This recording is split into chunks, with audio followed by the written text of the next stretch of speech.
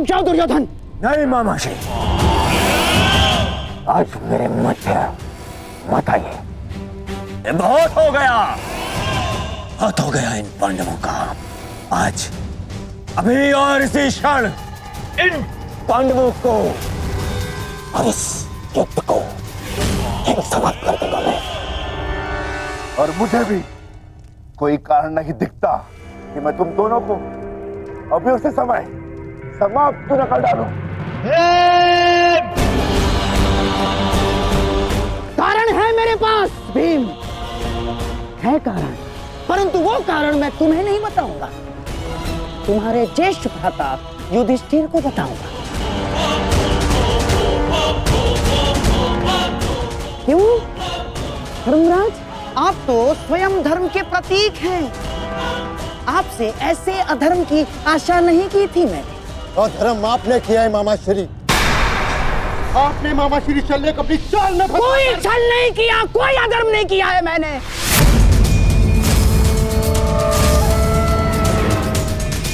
कदाचित आप भूल रहे हैं धर्मराज कि अभी तक युद्ध के कोई नियम निर्धारित नहीं हुए, तो हम पर कोई बंधन नहीं है। हम अपना पक्ष बढ़ाने को पूर्ण स्वतंत्र हैं और हमने जो कुछ भी किया ना धर्मराज, वो हमारा अधिकार था। और क्या किया हमने? हैं? हमने केवल और केवल एक अतिथि का सत्कार किया, बस। मातृदेव भव, पितृदेव भव, आचार्य देव भव, अतिथि देव भव। पढ़ा होगा आपने, हैं? अपने धर्म में। तो बताइए, एक अतिथि का सत्कार करना क्या दंडनीय है? और कोई छल नहीं किया इस पौंड्रक वासुदेव ने। अतिथि ने पौंड्रक वासुदेव को अपना परिचय पूछा तो उन्होंने बता दिया, उसमें क्या भूल की।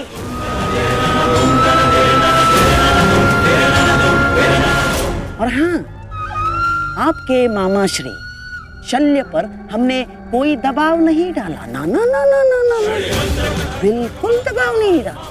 अपितु हमारे आतिथ्य से प्रसन्न होकर हमारे साथ रहने का उन्होंने हमें वचन दिया स्वयं।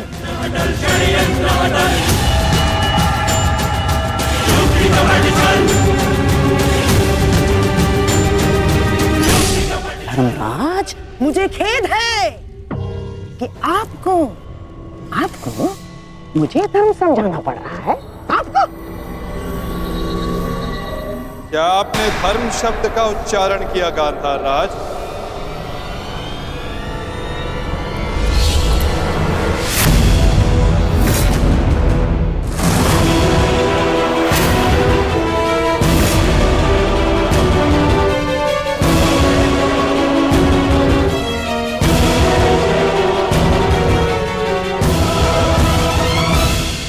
धर्म अधर्म का ज्ञान आपके मुख से सुनकर आश्चर्य हुआ,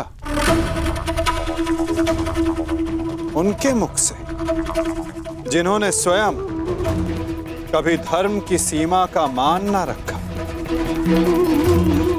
न राजभवन में, न उत्तराधिकारी के चुनाव में,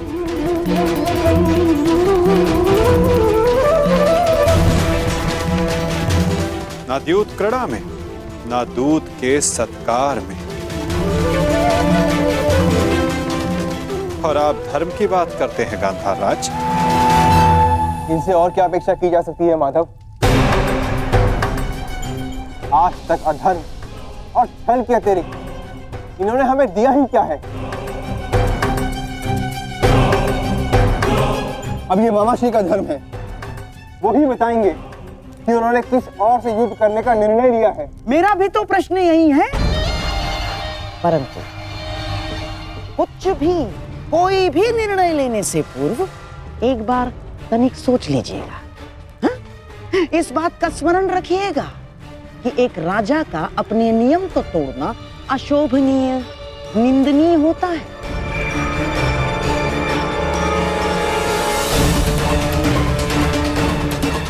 कैसे आपकी प्रजा आपका सम्मान करेगी जो राजा अपने दिए हुए वचन को तोड़ देता है, दिए हुए वचन से पलट जाता है। क्या क्या मुख लेके जाएंगे आपके प्रजा के समक्ष आप? तो युद्ध में आप किसका साथ देंगे?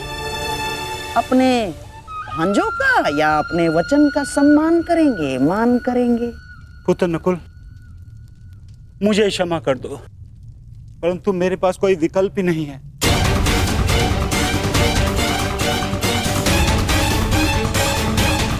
मुझे अपने वचन के मान के लिए इन कौरवों का पक्ष चुनना ही होगा।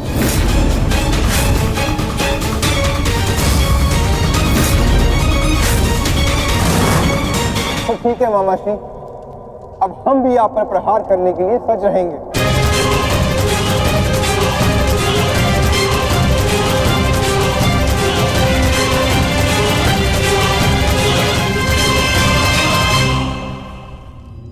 आपको इस निर्णय का गंभीर परिणाम भुगतना होगा। ये मेरी प्रतिज्ञा है।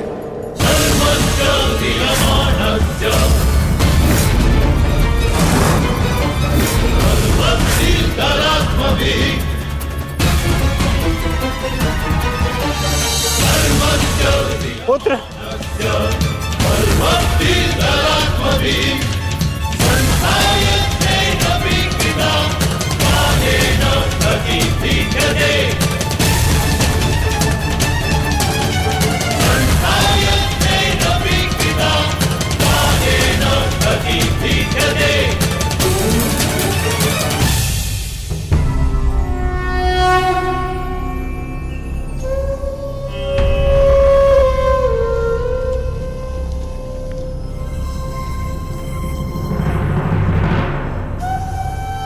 चलिए, तू कहां चल दिया? चलिए कृष्ण।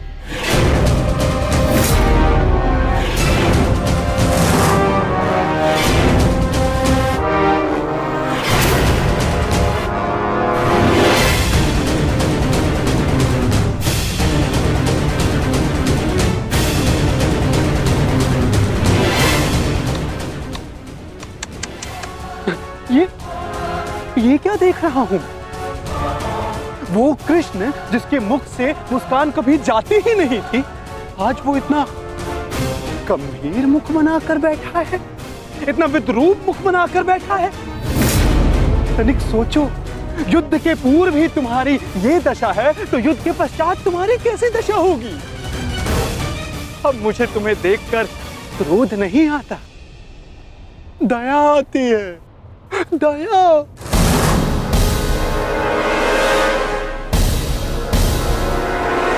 तुम्हारी सेना तुम्हारी नहीं रही, तुम्हारा पुत्र, उसने भी तुम्हारा साथ नहीं दिया, तुम्हारा भाई, उसने तुम्हारा पक्ष नहीं चुना, सब कुछ छीन लिया गया तुमसे।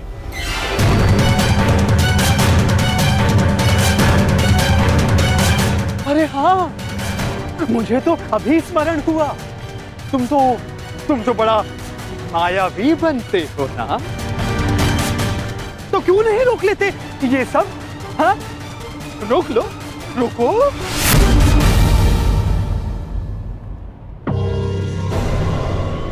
अरे हाँ, विचार करने वाली बात तो ये, जब मैंने तुमसे तुम्हारा सब कुछ छीन लिया, तो तुम उस सुदर्शन चक्र का क्या करोगे?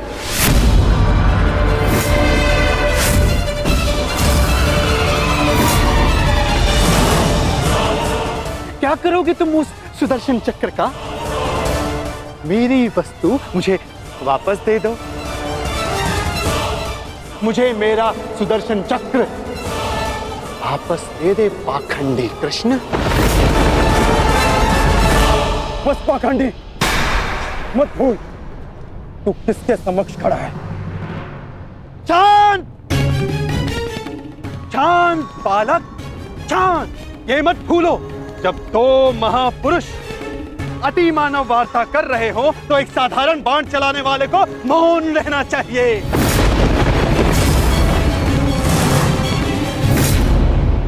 दुष्ट पौंद्रक, मैं आज ये सिद्ध कर देता हूं तू कितना बड़ा अतिमानव है। अरे मूर्ख, तू अपनी तुलना वासुदेव से करता है।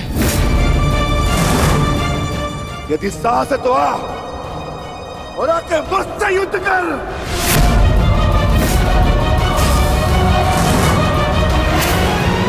मूर्ख तो तुम पांडु पुत्र हो।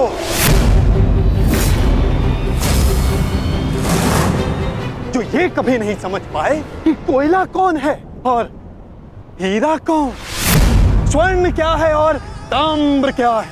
तुम सब अपनी आंखें खोल के देखो, ये जो तुम्हारे समक्ष खड़ा है ये छलिया है और मैं ही हूं वास्तविक वासुदेव,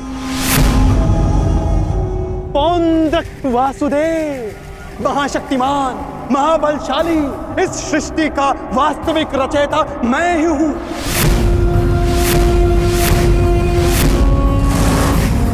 यदि मैं चाहूं तो तुम सबको एक क्षण में तुम सबका अंत कर सकता हूं। इसलिए मुझे मेरा अस्त्र उठाने के लिए पौंद्रक,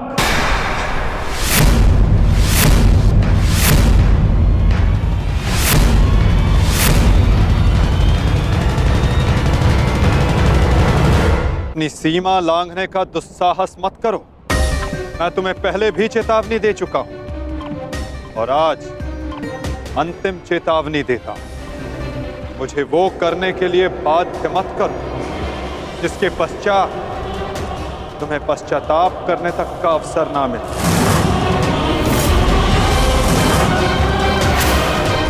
जाओ यहां से पौंद्रक।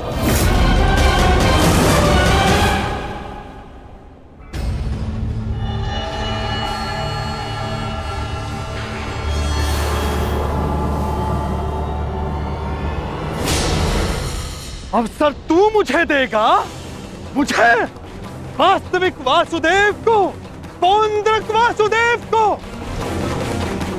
अवसर तो मैं तुझे नहीं दूंगा।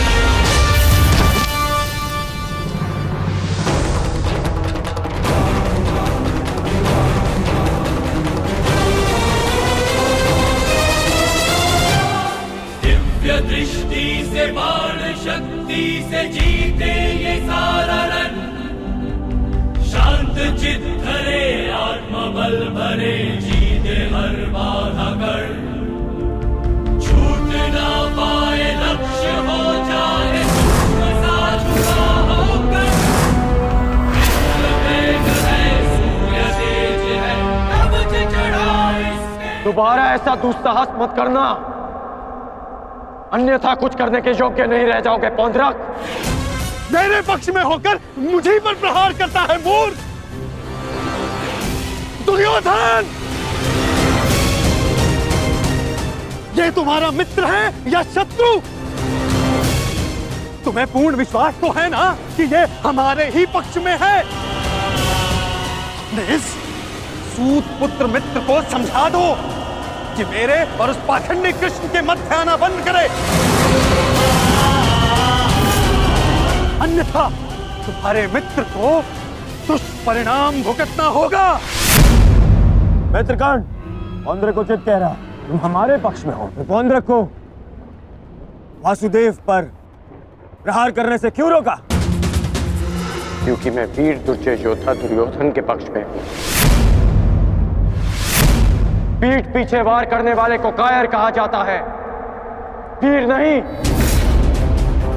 और ये कहां का न्याय है मित्र? जहां एक निहत्थे पर पीछे से वार किया जाता है, क्या युद्ध से पूर्व ही हमारे पक्ष के योद्धा युद्ध के नियम भूल गए हैं?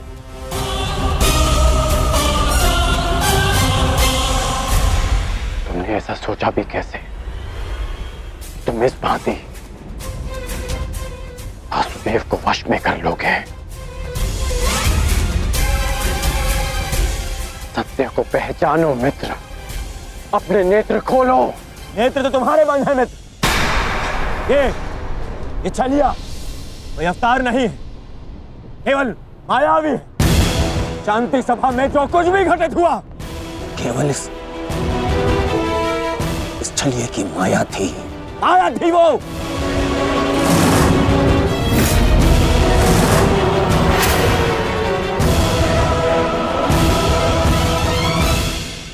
नहीं मित्र, तुम फिर से भूल कर रहे हो। भूल तो दुर्योधन ने किया, तुझे अपने पक्ष में रखकर विश्वासघाती। सत्य का ज्ञान तो तुझे नहीं है, तू अपने नेत्र खोल के देख। दुर्योधन, ये विश्वासघाती इन पांडवों के साथ और इस छलिए कृष्ण के साथ जाकर मिल चुका है। इस छलिए कृष्ण की वाणी बोल रहा है, उसके वश में है ये। अपने कर्मों को वश में ना रख पाए, परंतु अपने शब्दों को विराम लगाओ पौंद्रक। विश्वासघाती और छलिए तो तुम हो, जो स्वयं को किसी और के रूप में ढालना चाहता है। तुम एक अस्तित्वहीन घृणित जीव हो, जिसके पास ना कोई सम्मान है और न स्वयं की पहचान। तो अब एक सूत पुत्र मुझे मेरी पहचान और मान का ज्ञान देगा। पहचान तो मैं तुझे गया। तूने पांडवों और इस कृष्ण के साथ मिलकर दोनों तरफ संधि की है। मित्र दुर्योधन, ये विश्वासघाती युद्ध में तुम्हें अवश्य हानि पहुंचाएगा। नहीं। शांत हो जाओ अंगराज, शांत हो जाओ।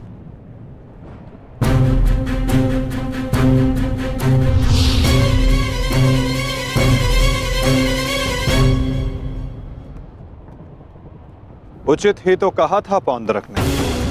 आज मेरा हर अपना, मेरा हर संबंधी मेरे विपक्ष में खड़ा है,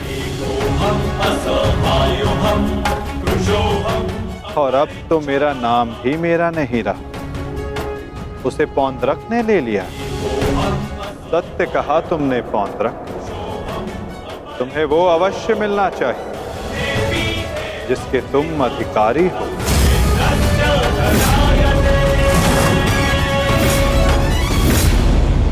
अद्भुत कृष्ण, अद्भुत। आज प्रथम बार तेरे मुख से सत्य निकला है छलिए। तो अब मुझे वो सुदर्शन चक्र दे दे जिसका वास्तविक अधिकारी मैं हूं। दे मुझे वो सुदर्शन चक्र। ठीक है पौंद्रक, मैं इसी क्षण दोनों पक्षों को साक्षी मानकर तुम्हें वो देता हूं जिस पर तुम अपना अधिकार समझते हो।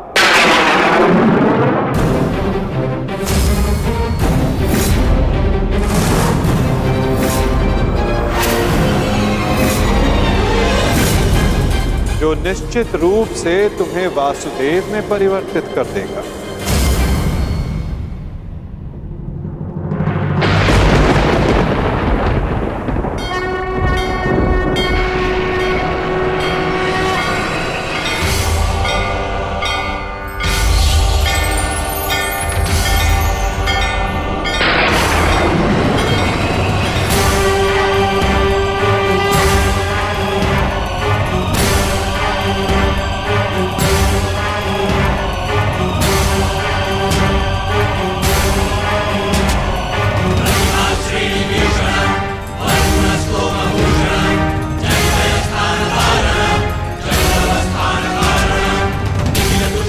ये लो पौंद्रक, वो अस्त्र जिसका वास्तविक वासुदेव के पास होना अनिवार्य है।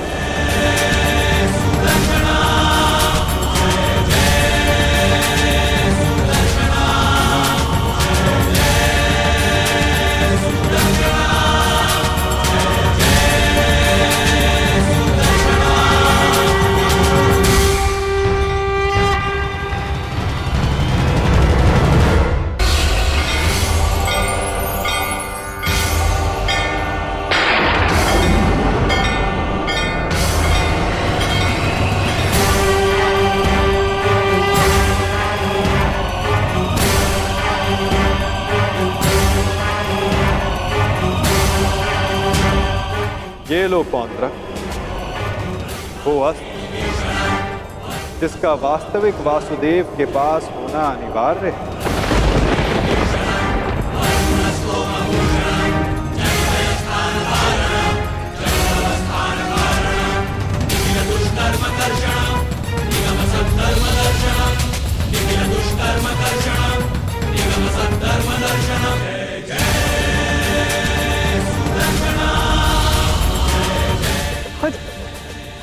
आओ।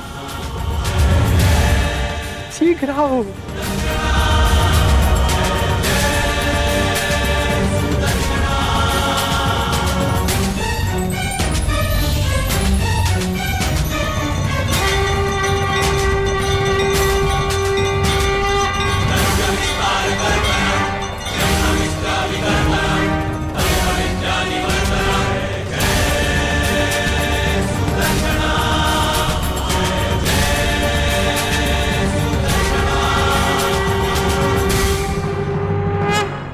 अंततः वो समय आ गया जिसकी मुझे बरसों से प्रतीक्षा थी। मुझे मेरा सुदर्शन चक्र मिल गया मुझे मेरा सुदर्शन चक्र। अब मुझे परास्त कोई नहीं कर सकता, क्योंकि मैं अब सर्वशक्तिशाली हूं। मैं वासुदेवा।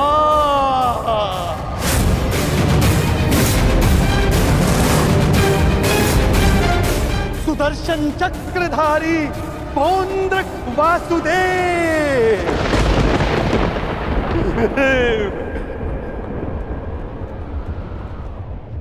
अब समझा मूर्ख सूत पुत्र कि वास्तविक वासुदेव कौन है?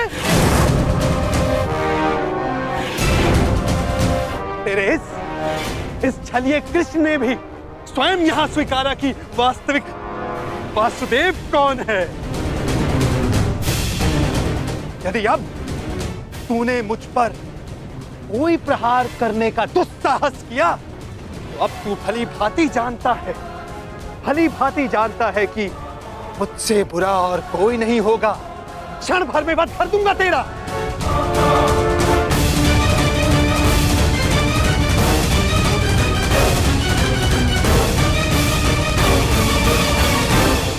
और तुम पांडु पुत्रों, अब तुम देख रहे हो ना कि सुदर्शन चक्र अब किसके हाथों में है? मेरे वास्तविक वासुदेव के हाथों में है ये सुदर्शन चक्र। अब तुम सब मेरी पूजा करो, क्योंकि मैं ही वास्तविक वासुदेव हूं।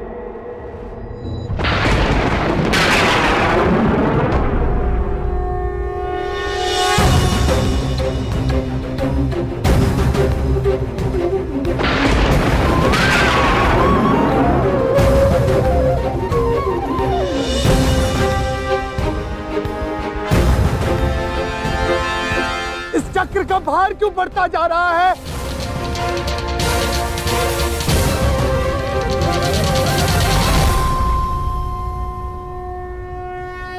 दुर्योधन, ये चक्र भारी होता जा रहा है। ये चक्र मुझे कुचल देगा।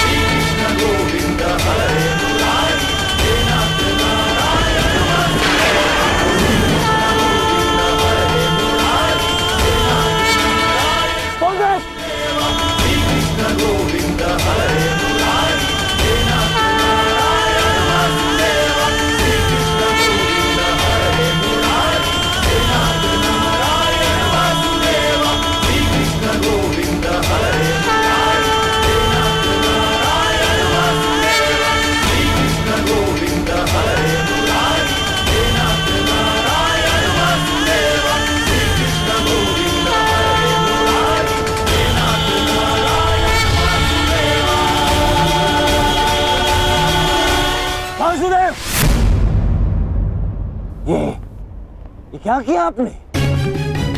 बंद कर दिया, छल किया, फिर से छल किया आपने।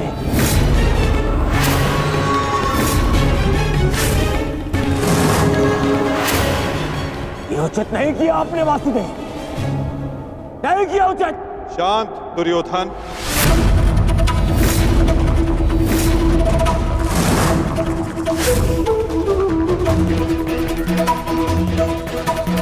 इतना क्रोधित क्यों हो रहे हो गांधारी नंदन? मैंने तो तुम्हारे मित्र को वो दिया जो वो मुझसे मांग रहा था।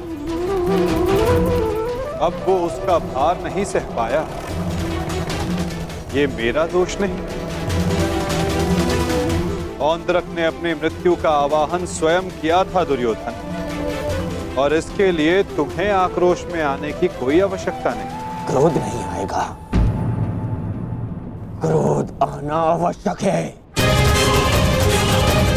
तुम्हें देखकर, इन पांडवों को देखकर, तुम्हारा छल देखकर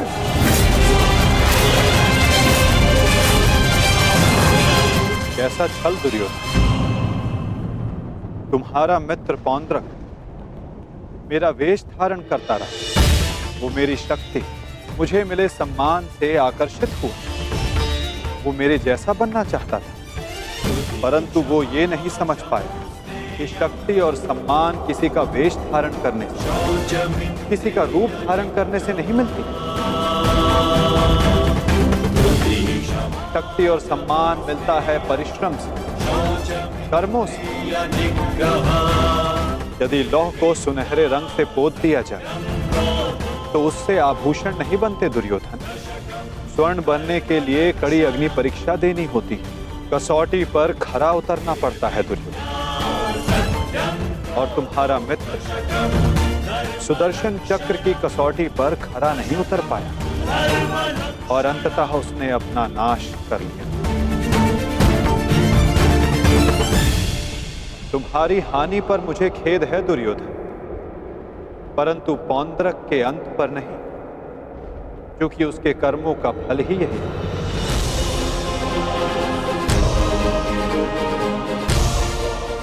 अब आज्ञा दे युवराज।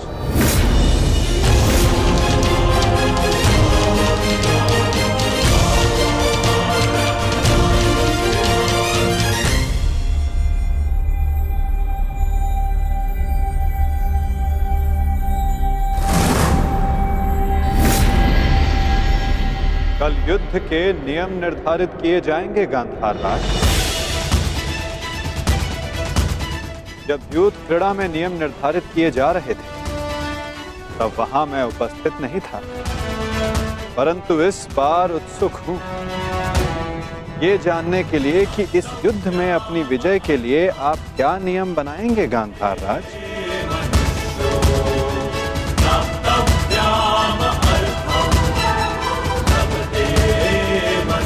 कल के सूर्य उदय की प्रतीक्षा रहेगी मुझे।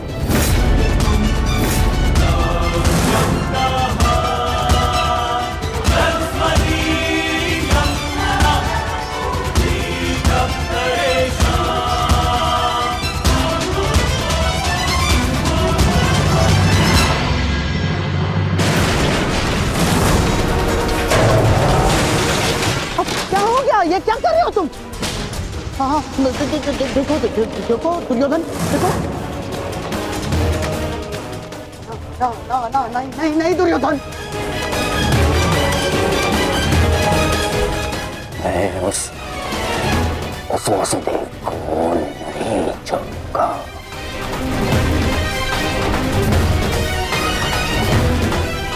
ना दुर्योधन को नहीं छोड़ूंगा। ये क्या कर रहे हो? क्या कर रहे हो तुम दुर्योधन? ईश्वर के लिए शांत हो जाओ। देखो कुछ नहीं होगा, मैं बता रहा हूँ, विश्वास रखो मुझ पर। आप शांत हो जाइए, अन्यथा मैं आपको शांत कर दूंगा। नहीं देखो दुर्योधन। हाँ, शांत हो जाओ दुर्योधन। देखो तनिक सोचो, पौंड्रक के जाने से हमें कोई हानि नहीं पहुंची है, कोई हानि नहीं पहुंची है दुर्योधन। इस संसार में हर कोई अपना एक प्रयोजन लेकर आता है और पौंड्रक ने भी यही किया। पौंड्रक का केवल एक ही प्रयोजन था कि वो मद्रराज शल्य को भ्रमित कर दे, और पौंड्रक ने अपने जीवन का प्रयोजन सिद्ध कर दिया है दुर्योधन। अब हमारे पास 11 अक्षौणी सेना है और पांडवों के पास केवल 7 दुर्योधन, केवल 7। अब ये विलाप का समय नहीं है, उत्सव का समय है, उत्सव का। उत्सव मनाओ। वो तो ठीक है मामाश्री, परंतु मैं उस वासुदेव का कौतुक बुला नहीं पा रहा हूं।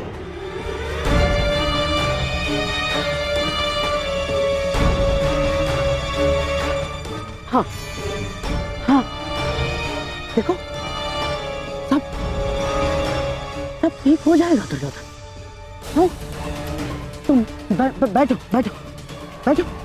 अब ये सब कुछ छोड़ो ना दुर्योधन। देखो युद्ध में वो कृष्ण छलिया कुछ नहीं कर पाएगा। पूछो क्यों? तो निहत्था है वो। अब इस समय हमारा पक्ष सबल है, हमारा पक्ष, और पासा हमारे हाथ में है दुर्योधन, हमारे हाथ में। कैसा पासा? अब देखो कल युद्ध के नियम निर्धारित किए जाएंगे। ऐसे नियम बनाऊंगा कि पांडव पक्ष आ जाएगा, और फिर वो छलिया कुछ नहीं कर पाएगा, वो छलिया।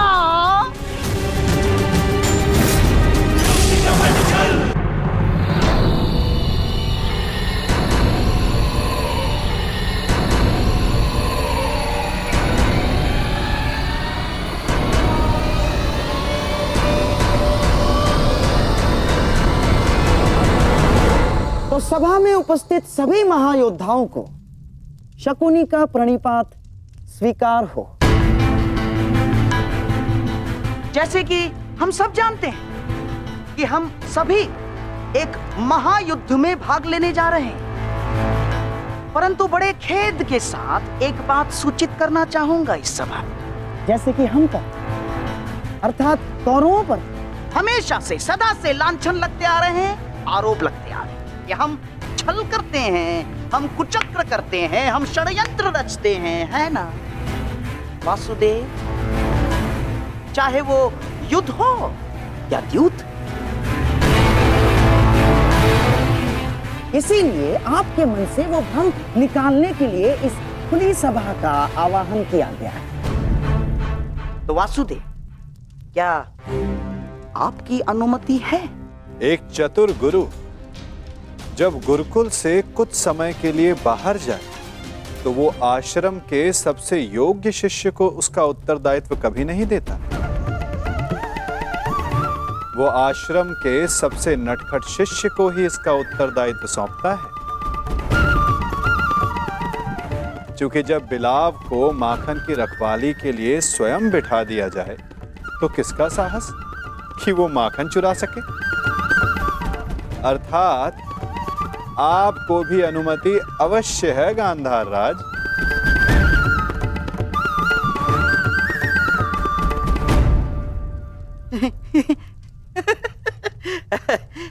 वासुदेव, आपका विनोद समझने में मैं असक्षम हूं। मेरे कहने का आशय मात्र केवल इतना है गांधार राज कि मैं आपके वचनों से सहमत हूं। यद्यपि युद्ध सीमा बढ़ाने या सीमा पर अतिक्रमण रोकने के लिए होता है, तो युद्ध के नियम और सीमा निश्चित कर लेना आवश्यक है। क्योंकि यही नियम, यही सीमाएं इस युद्ध को धर्म युद्ध बनाएगी। तो ये बात आप सरल मार्ग से भी बता सकते थे वासुदेव। यदि आपका भाषण समाप्त हो गया तो हम युद्ध के नियमों पर चर्चा करें। वैसे भी हमारे और आपके पक्ष की सेना के अंतर को देखते हुए ये युद्ध केवल औपचारिकता मात्र रह गया है।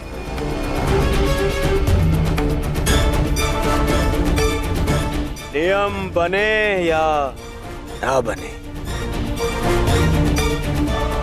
हमारी विजय निश्चित है।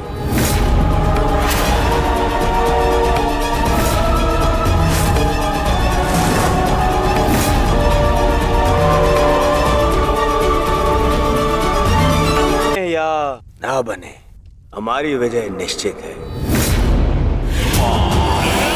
इस आत्मविश्वास का कोई एक कारण तो बताओ।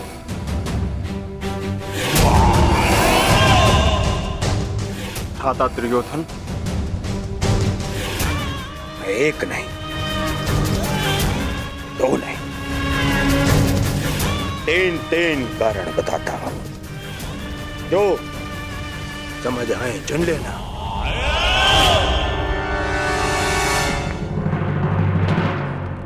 पहला कारण, पितामह भीष्म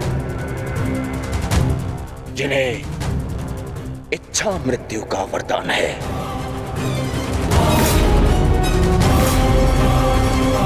दूसरा कारण,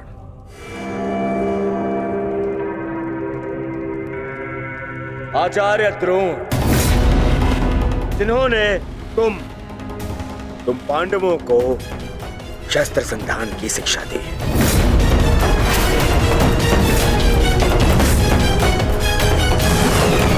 क्या इनके धनुष को काट सकने का समर्थ है तुम में से किसी के पास भी? इनका समर्थन भी मेरे पास में। तीसरा कारण,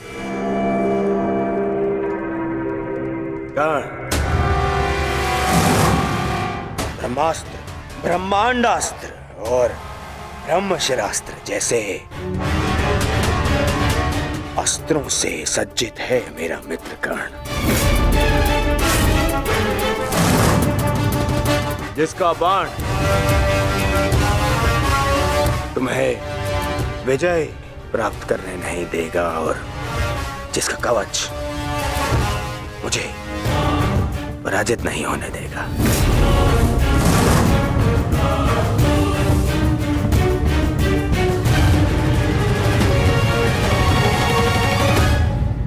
इसके अतिरिक्त मामा शकुनी, जिनकी कूटनीति का तोड़ तुम में से किसी के पास नहीं है। हाँ मामा श्री?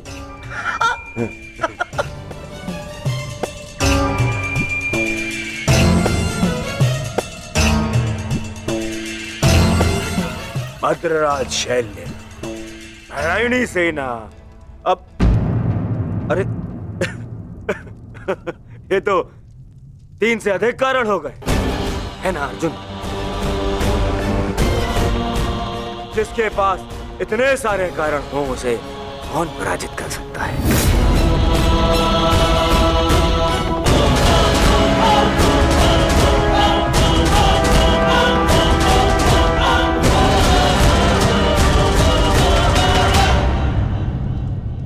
विजय और पराजय का निर्णय तो युद्ध के अंतिम दिन होगा हस्तिनापुर युवराज। नियम तो केवल युद्ध का मार्गदर्शन करते हैं। अंत में कौन कितनी सीमा में रहता है और किसे सीमा तोड़ने का दंड मिलेगा, ये तो समय ही बताएगा।